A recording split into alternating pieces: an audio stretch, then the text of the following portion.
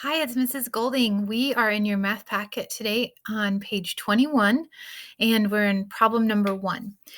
I don't know if you've ever moved before using a moving truck, but that's what this problem's about. It says some moving trucks include an additional storage space called a mom's attic, and that's right here, okay, kind of at the top of the cab. The dimensions of the truck's storage space are shown below in feet. Okay, so we're going to need to know that when we finish the problem.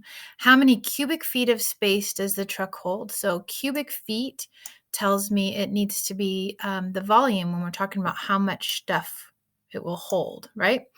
So I was investigating a little bit about these trucks, and they said you should put things like electronics or fragile items up in here in mom's attic.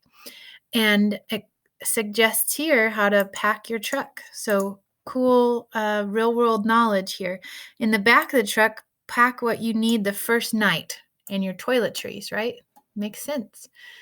All right, so I found this cute little picture. It says, I don't know how to pronounce her name, but maybe Shira or Shira. Shira. Wasn't that somebody? Shira. Wasn't that one of the wasn't that the Castle of Grayskull, the He-Man? Was he dating a girl named Shira? Or am I making that up in my mind? Who knows?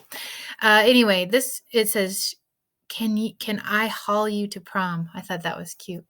All right, so here's our problem. Now, in the last couple of volume problems we've done, we've taken the problem and we've broken the shape.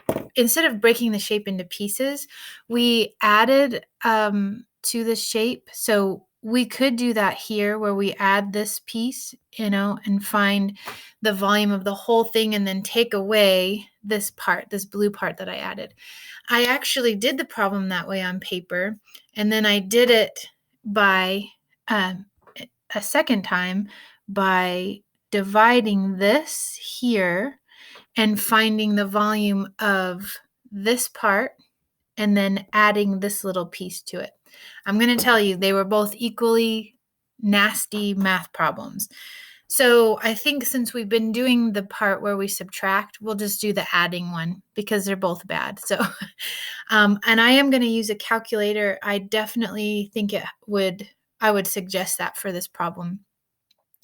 Although I didn't use like a calculator, I didn't put the fractions in. I actually computed the numerator and the denominator and then divided. That just gives us a little extra practice. Okay, let's give it a try.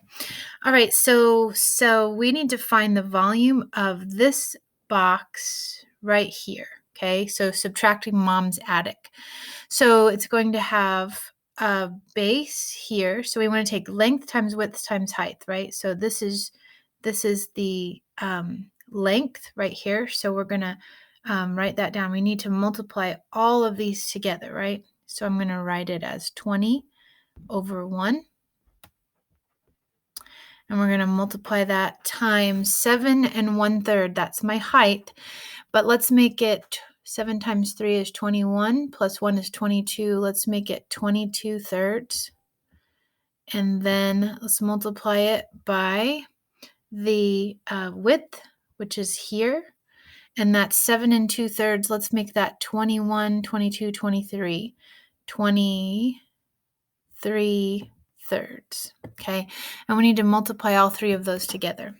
Now, when I see my students that love to do things in their head, they would make a mistake like this. They'd say 20 times 20 times 20 is 8,000 because they get that. And then they'd say it's 8,006. See how that would be? They could get that.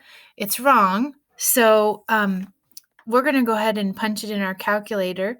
And in the meantime, see what you get.